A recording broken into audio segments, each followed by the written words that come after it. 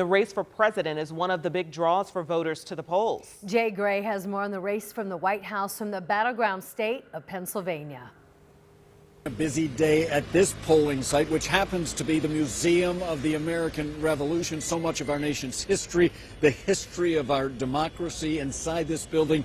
And on Election Day, they make history here. It is a place where voters come. When it opened early this morning, there was a line almost immediately. We've seen a steady flow of voters coming through here. A lot of people who tell us they just want to be a part of the process on Election Day.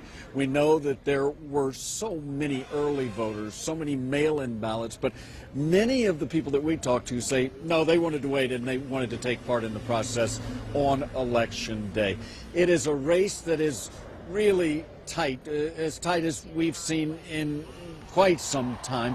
The final NBC News national poll showing that both Vice President Harris and former President Trump have 49% support with only 2% undecided. Now, last night the campaigns ended for Harris. It was here in Philadelphia, a star-studded rally that included Lady Gaga, Oprah Winfrey, will.i.am, and her final pitch to voters was get out there and do your part and we'll win. It was pretty much the same message that we heard from former President Trump. He spent a lot of his time here in Pennsylvania yesterday, but wound up in Grand Rapids, Michigan, also a swing state, telling voters that they have the potential to win this thing if they can just get out to vote. So it wasn't so much winning over new voters or undecided voters as it was in that final pitch, just making sure that their supporters get to the polls. We expect to see the continuous flow of voters here, where we expect the line to stretch very far. There's a lot of interest, a lot of people